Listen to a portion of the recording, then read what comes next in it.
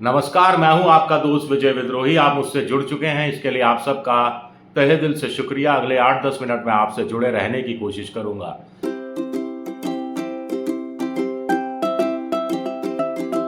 आज बात करेंगे, नेटफ्लिक्स पे एक नई सीरीज 6 पार्ट की रिलीज हुई है, IC-814।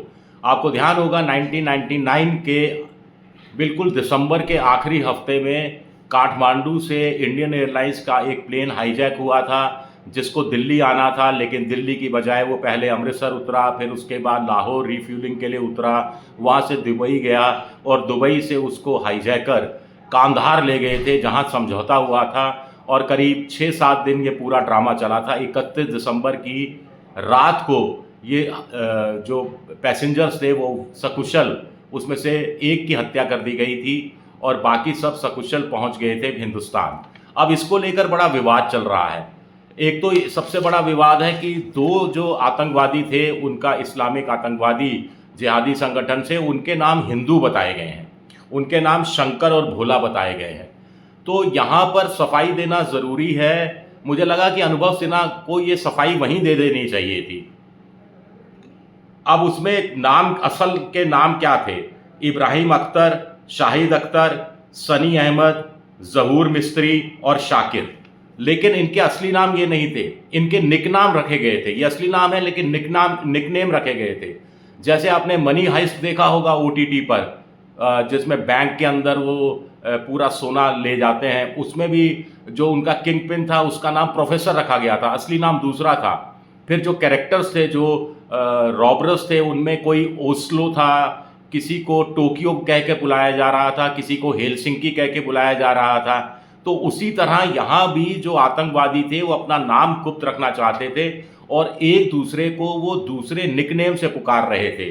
जैसे इब्राहिम अख्तर बर्गर के रूप में था, शाहिद अख्तर को डॉक्टर कहकर संबोधित किया जा रहा था, सनी अहमद को शंकर, जहूर मिस्त्री को भोला, शाकिर को बाबा और ऐसे कहकर संबोधित किया जा रहा था। तो ये देवी शरण जो कप्तान है, पायलट थे, उनकी किताब पर आधारित है। मुझे लगा कि अनुभव सिन्हा को थोड़ा ये वहीं का वहीं स्पष्टीकरण दे देना चाहिए था, जो वो शायद नहीं दे पाए। लेकिन जो लोग विरोध कर रहे हैं उनको भी पहले पूरी अंडरस्टैंडिंग हो जानी चाहिए, पूरा उनको बैकग्राउंड पता होना चाहिए था, तब जाकर विवाद खड़ा करने की कोशिश करनी चाहिए थी। तो पहला एक ये। दूसरा, कहा जा रहा है कि इसमें तालिबान को और इस्लामिक जो जिहादी है उनको बड़ा नरम दिल बताया गया है कि एक एयर होस्टेस रोते हुए अपील करती है कि मेरे पिता से मेरी बात करा दो, तो पिता से बात करा दी जाती है सैटेलाइट फ़ोन से। ये बातें कही गई है, लेकिन ऐसा नहीं है।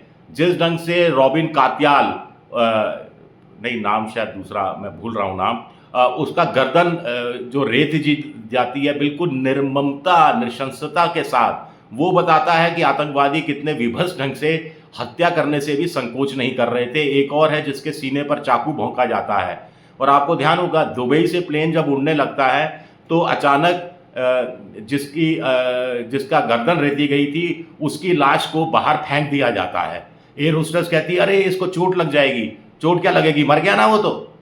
कितने ठंडे लहजे से वो आतंकवादी बात करता है और बीच में बंदूक रखता है, बच्चे के थप्पड़ मारता है, उसको पेशाब करने जाना होता है, पेंट में ही उसका पेशाब निकल जाता है, लेकिन जाने नहीं देता और जोर से थप्पड़ मारता है। एक महिला को थप्पड़ मारता है, एक एयर होस्टेस को थप्पड़ मारता है। महिलाओं के प्रति कोई सम्मान नहीं और पूरी कट्टरता के साथ पेश किया गया था। लेकिन अब इतने दिन कोई साथ रहे, बंधक भी साथ रहे, बंधकों को अपने दिल का डर भी मिटाना था, थोड़ा सा मनोरंजन का कोई तरीका भी निकालना था। तो वो अंताक्षरी का एक सीन है जिसको लोग कह रहे हैं कि साहब देखिए, आतंकवादियों के साथ अंताक्षरी खेली जा रही थी। लेकिन किन परिस्थितियों में, किन मनस्थिति में, किस मनोदिशा में बंधक थे, उसका अंदाज़ा लगाना थोड़ा सा आप लोगों की नज़र में हो सकता है मुश्किल हो। और अनुभव सिन्हा को इतनी तो छूट देनी चाहिए किसी भी डायरेक्टर को, वो अपने हिसाब से चीज़ों का आकलन कर सके। इसके अलावा जैसे कि इसमें 2-3 और चीज़ें हैं कि इस्लामिक और ये एक और कहा जा रहा है कि ISI को लेकर थोड़ा सा रुख जो इस तरह का है कि पाकिस्तान जैसे इन्वॉल्व नहीं था, लेकिन बार बार पाकिस्तान का इनडायरेक्ट रूप से इन्वॉल्वमेंट पूरा बताया गया है।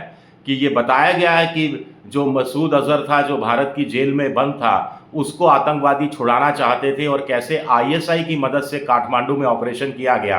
बिना आईएसआई की मदद से ये पूरा ऑपरेशन नहीं हो सकता था, चाहे जहाज में वो लाल बैग का रहस्य हो 17 किलो आरडीएक्स का, या हथियार पहुंचाना हो काठमांडू में जो पाकिस्तान का दूतावास एम्बेसी जो भी रही होगी वहाँ उसके अधिकारी के ज़रिए ही सूटकेस अंदर तक पहुँचा था जिसमें हथियार थे। तो कहीं ना कहीं इसमें पूरा एक्सप्लेन किया गया है। अब इशारा है, 6 पार्ट की सीरीज़ है, आपको गौर से सुनना पड़ेगा, गौर से चीज़ें देखनी पड़ेंगी, तब आप असली कहानी को समझ पाएंगे। कहानी बड़ी ग्रिपिंग है। जसवंत सिंह की भूमिका पंकज कपूर ने शानदार ढंग से निभाई है। ब्रिजेश मिश्रा की भूमिका में मोटे तौर पर नसरुद्दीन शाह हैं। और कुछ लोग कह रहे हैं कि भारतीय जांच एजेंसियां एक दूसरे पर दोषारोपण करने में लगी थी, मखौल उड़ाया जा रहा था, समोसे उड़ाए जा रहे थे, चाय पी जा रही थी, कॉफ़ी पी जा रही थी। भाई आप इतने बड़े मसले को हल कर रहे हैं तो कॉफ़ी तो आप पी ही सकते हैं। और आईबी आपस में सूचनाओं का आदान प्रदान कमज़ोर होना, या वो जो वहाँ से जो काठमांडू से जो मैसेज आ रहे थे उनको इंटरसेप्ट सही समय पर नहीं कर पाना, ये सब इस तरह की जो भूलें हैं ये आमतौर पर होती रही हैं, इसमें कोई नई बात नहीं है। लेकिन नेगोशिएशन का तरीका, उसमें भारत का नेगोशिएटर, कुछ लोग कह रहे हैं साहब इतना हल्का दिखाया गया। भाई जो हकीकत है वही दिखाया गया।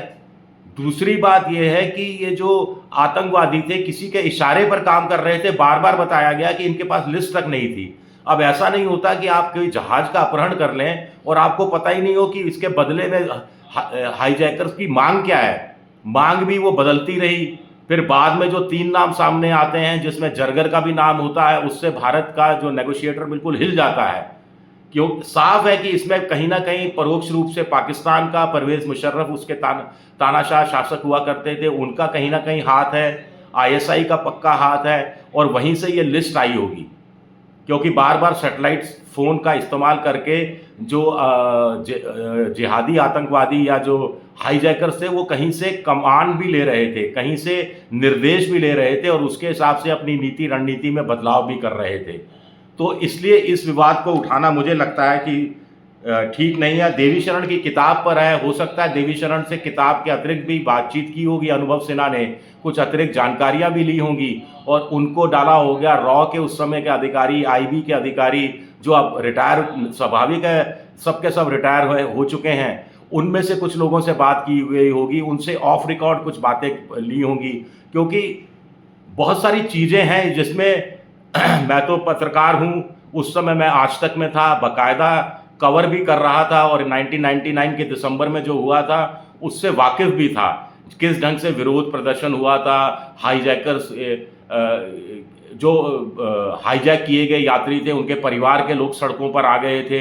एक पक्ष सरकार का ये था कि हाईजैकिंग के साथ समझौता नहीं होना चाहिए, आत्मसमर्पण नहीं होना चाहिए, तमाम चीज़ें चल रही थी। मुझे याद है 31 दिसंबर की जब शाम को मौसम बहुत ख़राब था, फॉग बहुत था दिल्ली अंतर्राष्ट्रीय हवाई अड्डे पर, और अचानक रात को 8 बजे खबर पहुंची जयपुर में मेरे पास भी कि हो सकता है अगर मौसम बहुत ख़राब हुआ, जसवंत सिंह लेने गए हुए थे और वो जहाज़ लैंड करने वाला था जो बंधकों को छुड़ा कर ला रहा था, कि हो सकता है अगर वो दिल्ली नहीं उतर पाया तो उसको जयपुर या फिर अहमदाबाद ले जाया जा सकता है। मैंने तत्काल मुख्यमंत्री अशोक गहलोत को फ़ोन किया। अशोक गहलोत से मैंने कहा कि ऐसा भी हो सकता है।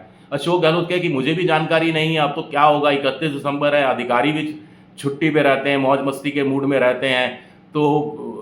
तो मैं भी थोड़ा सा हिल गया था, और तब तक मैं नज़र गड़ाए बैठा रहा जब तक कि वो प्लेन दिल्ली अंतर्राष्ट्रीय एयरपोर्ट पर लैंड नहीं कर गया। अब 5-6 दिन आप आतंकवादियों के साथ रहते हैं, एक जहाज में रहते हैं, एक साथ रहते हैं, तो आपस में कहीं बातचीत भी होती है, कहीं थोड़ा सा मशगूल करने की भी चीज़ें कोशिश होती हैं, अपना समय काटने की भी कोशिश होती है। तो अंताक्षरी क्यों दिखाई गई, कुछ लोग ये कह रहे हैं। भाई जो लोग उस दौर से थे, उस तनाव को 24 घंटे देख रहे थे, कभी भी वो मारे जा सकते थे, कभी भी नेगोशिएशन फेल हो सकता था, कभी भी तालिबान का रुख कड़ा हो सकता था। और हमें ये नहीं भूलना चाहिए कि उस समय तालिबान की अफगानिस्तान में ऐसी सरकार थी जिसको पाकिस्तान को छोड़कर किसी दूसरे देश ने मान्यता नहीं दी थी, भारत ने भी मान्यता नहीं दी थी। तो तालिबान के विदेश मंत्री ने ये इसमें एक वो बात भी कही है कि भारत ने तो मान्यता भी नहीं दे रखी हमको। तो ऐसे में जब कूटनीतिक रिलेशन नहीं हो तो बड़ा कूटनीति से चलना पड़ता है। और भारत सरकार ने उस समय एक अच्छा फैसला किया कि यूएनओ के जरिए जो विदेशी पत्रकारों को वहां पहुंचा दिया। तालिबान ने उसका भी विरोध नहीं किया, क्योंकि तालिबान भी चाह रहा था कि दुनिया में उसकी एक्सेप्टेंस बढ़े। अलकायदा की भूमिका की भी बात हो रही है, अलकायदा यानी ओसामा बिन लादेन की भूमिका। तो तालिबान और ओसामा बिन लादेन, अलकायदा एक तरह से बराबर बराबर चल रहे थे। ऐसे में तालिबान नहीं चाहता था कि ये मसला अलकायदा के पास चला जाए। मान लीजिए जहाज को तालिबान के लड़ाकों की बजाय अलकायदा के लड़ाकों ने घेरा होता तो क्या स्थिति होती, उनका रुख क्या होता, उनकी मांगे क्या होती। तो इस एंगल से, इस एंगल से भी पूरे पर्सपेक्टिव से समझने की कोशिश की जानी चाहिए। कुल मिलाकर सीरीज मुझे बहुत पसंद आई। पंकज कपूर हो, चाहे कैप्टन की भूमिका में शायद विजय चौहान हो, नसीरुद्दीन शाह हो ब्रिजेश मिश्रा की भूमिका में हो, और मनोज पाहवा हो जो नेगोशिएटर की भूमिका में हो, शानदार एक्टिंग की है और बड़ी ग्रिपिंग बनाई है सीरीज। थोड़ा एडाप्टेशन है इसमें, और किताब पर, एक आदमी की किताब पर आधारित 100% आधारित नहीं है, थोड़ा एडाप्टेशन है, थोड़ी आर्ट होती है, कला होती है, अपनी बात कहने की उसको डायरेक्टर थोड़ी लिबर्टी लेता है। और साथ ही साथ हमने देखा है कि एक पर्सपेक्टिव देता है। कोई भी डायरेक्टर है, जैसे कश्मीर फाइल बनी, आप उससे सहमत हो असहमत हो, लेकिन जो डायरेक्टर है उसने अपना पर्सपेक्टिव सामने रखा। जिन लोगों का एतराज है वो अपने पर्सपेक्टिव से IC 814 पर बना सकते हैं फिल्म, कोई दिक्कत की बात नहीं है। लेकिन मुझे लगता है कि एक अच्छी खासी सीरीज को लेकर जो सवाल उठाए जा रहे हैं उसमें तर्कों में बहुत ज़्यादा दम दिखाई नहीं देता। हाँ, ये जो हिंदू आतंकवादियों के नाम दो शंकर और भोला बता दिए गए, जो निकनेम के रूप में आतंकवादियों ने नाम रखे थे, असली नाम नहीं थे। वो हिंदू नहीं थे, वो मुसलमान थे, इस्लामिक आतंकवादी थे। मैं तो कहूँगा आतंकवादी थे। आतंकवादी का कोई मजहब तो होता नहीं है। उसको थोड़ा सा अनुभव सिन्हा वहीं एलॉबरेट कर देते, वहीं समझा देते, तो ये विवाद भी नहीं उठता। शुक्रिया मेरा ये वीडियो देखने के लिए। पसंद आए तो लाइक कीजिए, सब्सक्राइब कीजिए, शेयर कीजिए। शुक्रिया, बहुत बहुत शुक्रिया।